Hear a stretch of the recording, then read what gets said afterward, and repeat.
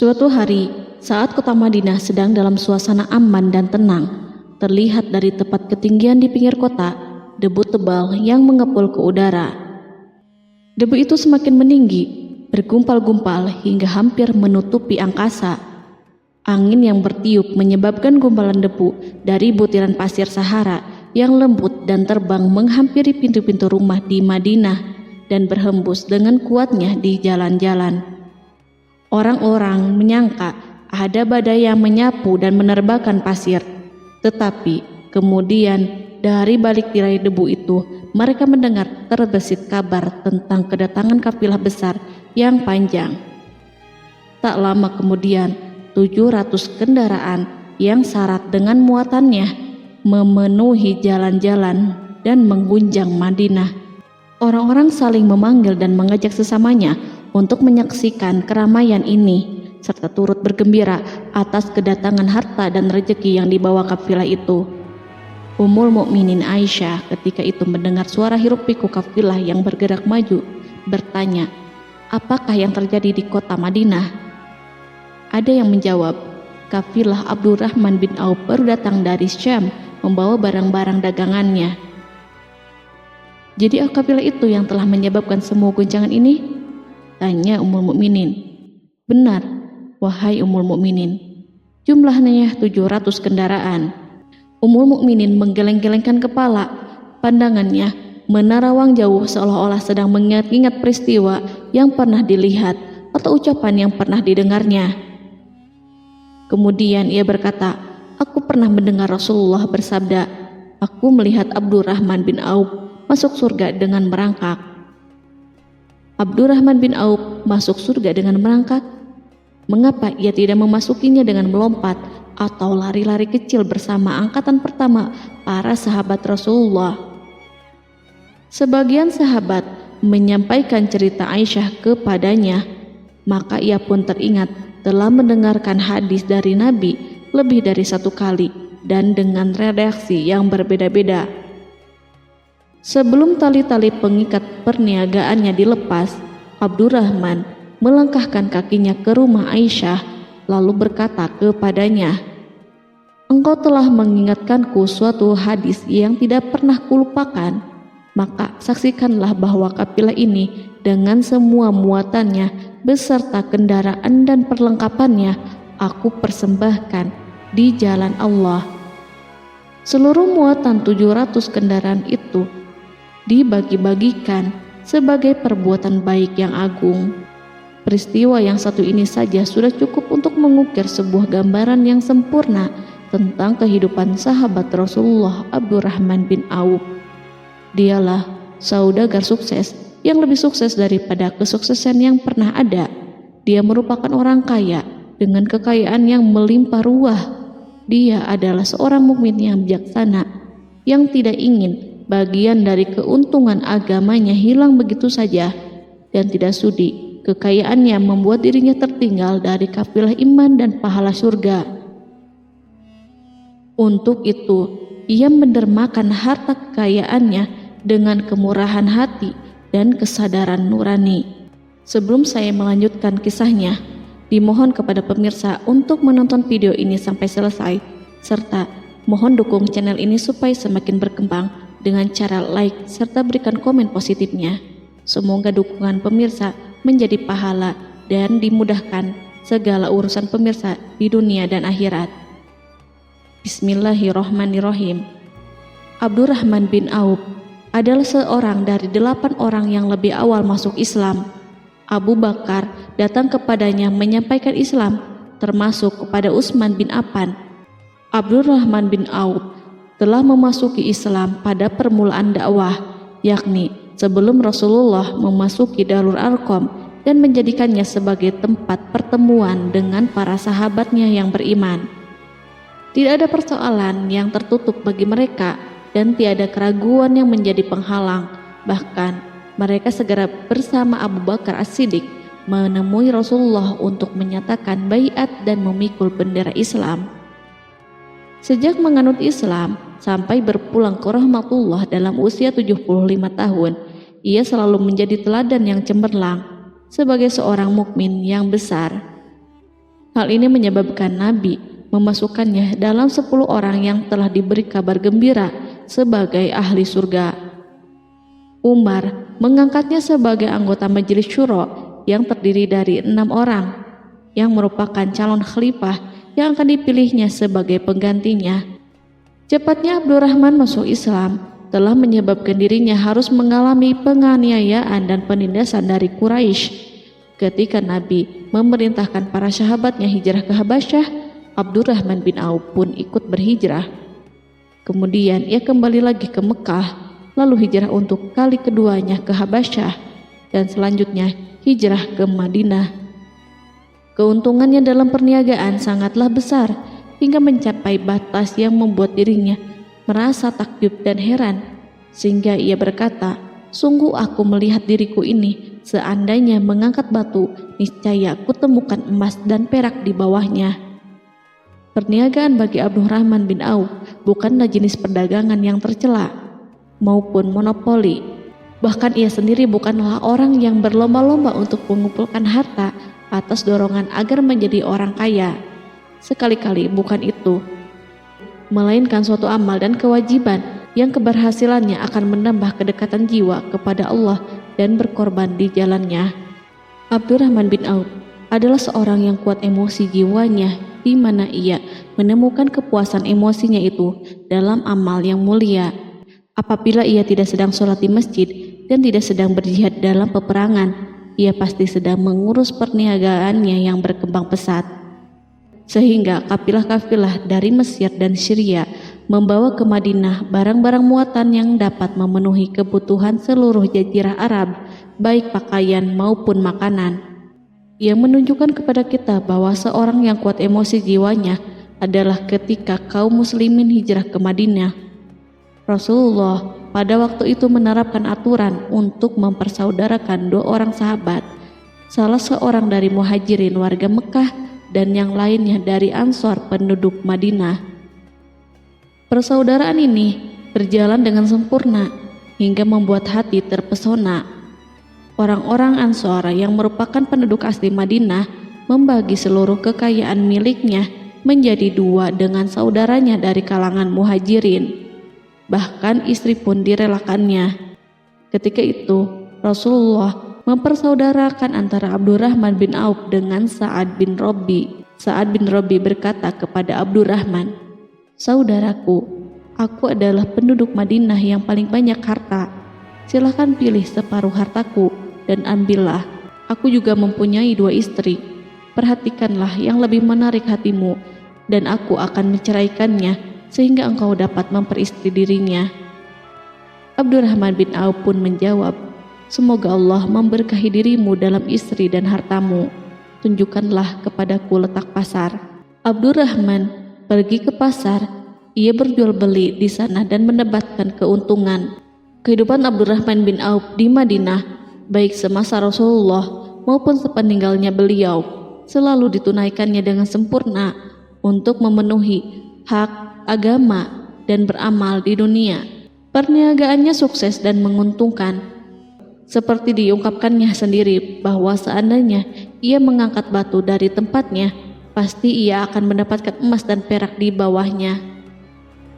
Salah satu faktor yang membuat perniagaannya berhasil dan mendapatkan berkah adalah karena ia sangat selektif untuk berniaga yang halal dan benar-benar menjauhkan diri dari segala bentuk jual beli yang haram, bahkan yang syubhat sekalipun.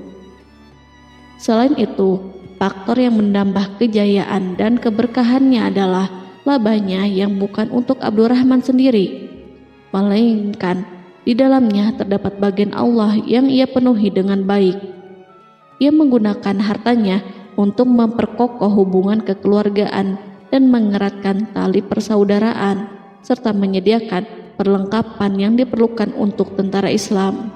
Bila total perniagaan dan kekayaan yang lainnya ditambahkan keuntungan yang diperolehnya dihitung, jumlah kekayaan Abdurrahman bin Auf itu dapat diperkirakan dengan memperhatikan jumlah yang dibelanjakannya di jalan Allah. Suatu hari, ia mendengar Rasulullah bersabda, "Wahai Ibnu Auf, engkau termasuk golongan orang kaya dan engkau akan masuk surga dengan merangkak." Karena itu, pinjamkanlah kekayaan itu kepada Allah agar Dia mempermudah langkahmu." Sejak ia mendengar nasihat Rasulullah ini dan menyediakan bagi Allah pinjaman yang baik, Allah justru semakin melipat gandakan kekayaannya hingga berlimpah ruah. Suatu hari, ia menjual tanah seharga 40.000 dinar. Kemudian uang itu dibagi-bagikan semuanya untuk keluarganya dari Bani Zuhrah, untuk para istri Nabi, dan untuk kaum muslimin yang miskin. Pada kesempatan lain, ia menyerahkan 500 ekor kuda untuk perlengkapan tentara Islam. Pada hari yang lain, ia menyerahkan 1.500 kendaraan unta. Menjelang wafat, ia mewasiatkan 50.000 dinar untuk diinfakkan di jalan Allah. Ia juga berwasiat bagi setiap orang yang ikut perang Badar dan masih hidup, masing-masing mendapatkan 400 dinar. Hingga Utsman bin Affan juga mengambil bagian dari wasiat itu, meskipun termasuk orang yang kaya. Ia berkata, harta Abdurrahman bin Auf halal lagi bersih, dan memakan harta itu membawa keselamatan dan keberkahan. Ibnu Auf adalah seorang yang mengendalikan hartanya, bukan dikendalikan oleh hartanya. Sebagai buktinya, ia tidak mau celaka dengan mengumpulkan dan tidak menyimpannya. Bahkan ia mengumpulkannya dengan tetap merendahkan hati dan dari jalan yang halal. Kemudian harta itu tidak dinikmati untuk kepentingannya sendiri, melainkan untuk dinikmati bersama keluarga, kerabat, rekan-rekan, dan masyarakat seluruhnya. Karena begitu luas pemberian serta bantuannya, ada yang mengatakan seluruh penduduk Madinah berserikat dengan Abdurrahman bin Auf pada hartanya. Sepertiga dipinjamkannya kepada mereka, sepertiga lagi dipergunakannya untuk membayar hutang-hutang mereka, dan sepertiga sisanya dibagi-bagikan kepada mereka. Harta kekayaan ini tidak akan pernah membuat kelegaan dan kesenangan pada dirinya selama ia belum menemukan jalan untuk membela agama dan membantu rekan-rekannya. Adapun untuk selain itu, ia selalu merasa khawatir terhadap kekayaannya. Pada suatu hari, dihidangkan kepadanya makanan untuk berbuka karena waktu itu sedang berpuasa. Ketika pandangannya tertuju pada hidangan tersebut, selera makannya pun bangkit. Namun, ia justru menangis sambil berkata, "Mus'hab bin Umair telah gugur sebagai syahid dan ia jauh lebih baik daripada aku. Ia hanya mendapat kafan sehelai kain yang jika ditutupkan ke kepalanya, maka kelihatan kakinya, dan jika ditutupkan ke kedua kakinya, terbukalah kepalanya. Demikian pula Hamzah yang jauh lebih baik daripada aku. Ia pun gugur sebagai syahid, dan saat akan dikuburkan hanya mendapatkan sehelai selendang. Dunia ini telah dihamparkan kepada kami seluas-luasnya, dan hasil sebanyak-banyaknya telah diberikan kepada kami. Sungguh kami khawatir bila pahala kebaikan kami telah disegerakan balasannya di dunia." Pada peristiwa lain, sebagian sahabat berkumpul bersamanya menghadapi jamuan makan di rumahnya. Tak lama setelah makanan diletakkan di hadapan mereka, Abdurrahman menangis sehingga rekan-rekannya bertanya, "Apa yang membuatmu menangis, wahai Abu Muhammad?" Ia pun menjawab, "Rasulullah telah wafat, dan semasa hidup beliau beserta keluarganya tidak pernah merasakan kenyang makan roti gandum. Apa harapan kita apabila dipanjangkan usia tetapi tidak menambah kebaikan bagi kita?" Demikianlah, kekayaan yang melimpah itu sedikit pun tidak membangkitkan kesombongan dan takabur dalam dirinya. Bahkan orang-orang mengatakan tentang dirinya, seandainya seorang asing yang belum pernah mengenalnya kebetulan melihatnya sedang duduk bersama budak-budaknya, niscaya ia tidak bisa membedakan di antara mereka. Tetapi bila orang asing itu mengenal satu saja sisi jihad Ibnu Auf dan ujian yang dihadapinya, ia pasti langsung mengetahui siapa dia. Misalnya, ia mengetahui bahwa di badannya terdapat 20 bekas luka di perang Uhud, dan bahwa salah satu dari bekas luka itu meninggalkan cacat pincang yang tidak sembuh-sembuh pada salah satu kakinya. Contoh lain, beberapa gigi serinya rontok di perang Uhud yang menyebabkan kecedalan yang jelas pada ucapannya. Saat orang asing itu tahu salah satu sisi ini, ia pasti menyadari bahwa laki-laki yang berperawakan tinggi dengan wajah berseri, kulit halus, pincang, cedal sebagai tanda jasa dari perang Uhud, itulah orang yang bernama Abdurrahman bin Auf. Semoga Allah ridho kepadanya. Kita sudah terbiasa memperhatikan tabiat manusia, bahwa harta kekayaan itu biasanya menyebabkan seseorang suka berkuasa.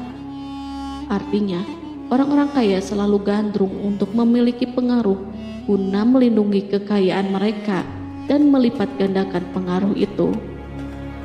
Selain untuk memuaskan nafsu demi kebanggaan dan kepuasan pribadi, semua ini merupakan sifat yang biasa dibangkitkan oleh kekayaan. Tetapi bila kita melihat Abdurrahman bin Auf dengan segala kekayaannya yang melimpah, menemukan manusia ajaib yang sanggup menguasai watak dasar manusia dalam bidang ini dan melangkahinya ke puncak ketinggian yang istimewa. Peristiwa itu terjadi ketika Umar bin Khattab hendak berpisah dengan rohnya yang suci dan memilih 6 orang di antara mereka, para sahabat Rasulullah, agar memilih salah seorang di antara mereka untuk menjadi khalifah yang baru. Pada waktu itu, semua jari menunjuk kepada Ibnu Auf.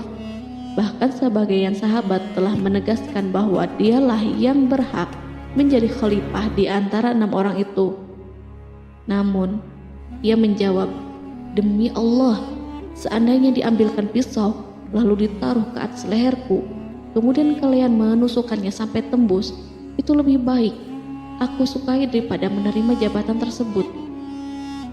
Demikian, saat awal 6 orang terpilih itu mengadakan pertemuan untuk memilih salah seorang di antara mereka untuk menjadi khalifah yang akan menggantikan Al-Faruq, Umar bin Khattab, Abdurrahman telah menyatakan kepada mereka bahwa ia telah melepaskan haknya yang dilimpahkan Umar kepadanya sebagai salah seorang dari 6 calon yang akan dipilih menjadi khalifah. Dengan demikian, kewajiban mereka untuk melakukan pemilihan itu terbatas di antara mereka yang berlima saja. Sikat juhudnya terhadap jabatan dan pangkat ini dengan cepat telah menempatkan dirinya sebagai hakim di antara 5 orang tokoh terkemuka itu. Mereka menerima dengan senang hati agar Abdurrahman bin Auf menetapkan pilihan kepada khalifah itu terhadap salah seorang di antara mereka berlima. Ali mengatakan, "Aku pernah mendengar Rasulullah menyifatimu bahwa engkau adalah orang yang dipercaya oleh penduduk langit dan dipercaya pula oleh penduduk bumi." Ibnu Auf akhirnya memilih Utsman bin Affan untuk jabatan khalifah dan lainnya pun menyetujui pilihannya. Itulah hakikat seorang laki-laki yang kaya raya dalam Islam. Apakah Anda telah memperhatikan bagaimana Islam telah mengangkat dirinya jauh di atas kekayaan dengan segala godaan dan penyesatannya itu, dan bagaimana ia menempa kepribadiannya dengan sebaik-baiknya? Pada tahun 32 Hijriah, tubuhnya berpisah dengan roh. Ummul Mukminin Aisyah memberinya kemuliaan khusus yang tidak diberikan kepada orang lain dengan memberikan usulan kepadanya ketika ia masih terbaring di ranjang menuju kematian agar bersedia dikuburkan di pekarangan rumahnya berdekatan dengan Rasulullah, Abu Bakar, dan Umar. Namun ia memang seorang muslim yang telah dididik Islam dengan sebaik-baiknya, sehingga merasa malu bila dirinya diangkat dan disandingkan dalam kedudukan tersebut. Selain itu, ia telah membuat janji dan ikrar yang kuat dengan Utsman bin Maz'un, yakni jika salah seorang di antara mereka meninggal sesudah yang lain, hendaklah ia dikuburkan di dekat sahabatnya itu. Saat rohnya bersiap-siap memulai perjalanan yang baru, air matanya meleleh, sedangkan lidahnya bergerak-gerak mengucapkan kata-kata, "Aku khawatir dipisahkan dari sahabat-sahabatku karena kekayaanku yang melimpah ruah." Namun, ketenangan dari Allah segera menyelimutinya. Lalu senyuman tipis menghiasi wajahnya disebabkan sukacita yang memberi cahaya dan kebahagiaan yang menenteramkan jiwa. Ia memasang telinganya untuk menangkap sesuatu, seolah-olah ada suara yang lembut merdu yang datang mendekat. Ia sedang mengenang kebenaran sabda Rasulullah yang pernah beliau ucapkan, Abdurrahman bin Auf di dalam surga. Ia barangkali juga sedang mendengarkan janji Allah dalam kitabnya. Orang yang menginfakkan hartanya di jalan Allah, kemudian tidak mengiringi apa yang diinfakkan itu dengan menyebut-nyebut dan menyakiti perasaan penerima, maka memperoleh pahala di sisi Rabb mereka. Tidak ada rasa takut pada mereka dan mereka tidak bersedih hati. Quran Surat Al-Baqarah ayat 262.